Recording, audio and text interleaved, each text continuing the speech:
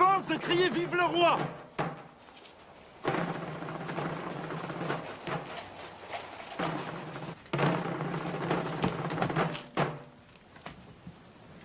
Sabre au clair!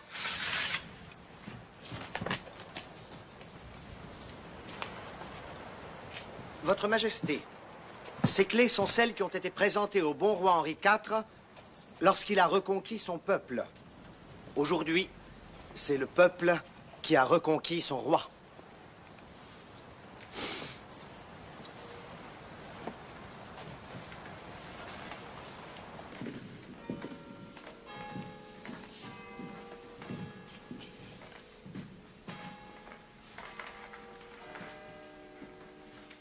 Et vous, monsieur de Lafayette, je pense que vous aussi avez quelque chose à me dire. Votre Majesté, les volontaires qui se sont mobilisés pour la défense de Paris ont pris le nom de Garde nationale. Et ils m'ont désigné comme leur général. Garde nationale.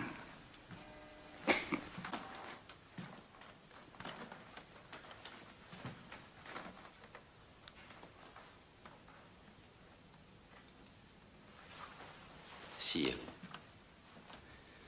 tous les Parisiens, amis de la liberté, ont adopté les couleurs de la capitale, le bleu et le rouge.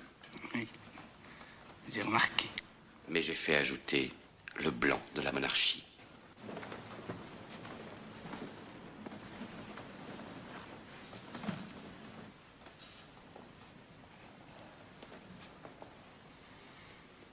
Messieurs, à mon tour, j'ai quelques nouvelles à porter à votre connaissance. J'ai ordonné le retrait des troupes actuellement cantonnées autour de la capitale. Et j'ai écrit ce matin à M. Necker pour lui demander de reprendre sa place au ministère. Vive le roi !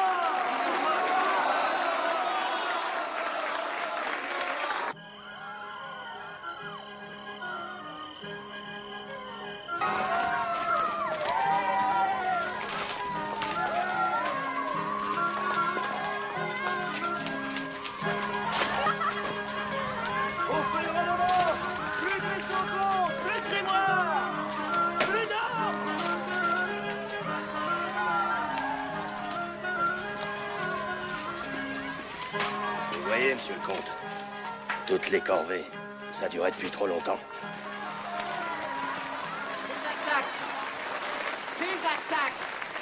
Ces attaques contre les propriétés des nobles à travers tout le pays ne sont pas de vulgaires actes de vandalisme. Ces attaques doivent nous remplir de fierté. Elles sont les bûchers expiatoires des privilèges.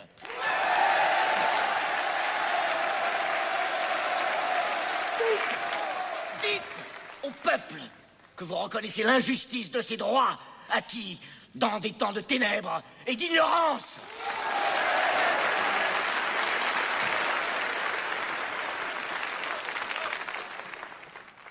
Notre collègue breton a raison. La colère du peuple est une juste colère. Moi, vicomte de Noailles, je propose que tous les privilèges et les droits de la noblesse soient abolis.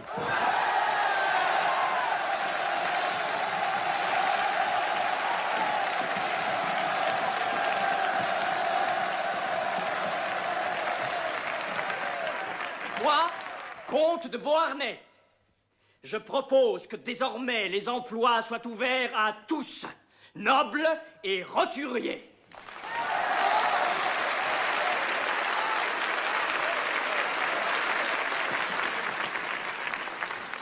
Moi, duc de La Rochefoucauld-Liancourt, demande que l'Assemblée nationale abolisse enfin l'esclavage des nègres, ces créatures dont il ne faut jamais oublier qu'elles sont humaines.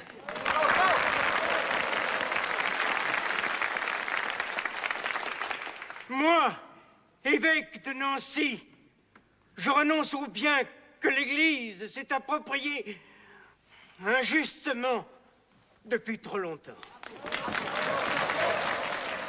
Les représentants du peuple français, constituée en Assemblée nationale, considérant que l'ignorance, l'oubli ou le mépris des droits de l'homme sont les seules causes des malheurs publics et de la corruption des gouvernements, ont résolu d'exposer dans une déclaration solennelle les droits naturels, inaliénables et sacrés de l'homme. Je vous demande de vous lever, messieurs.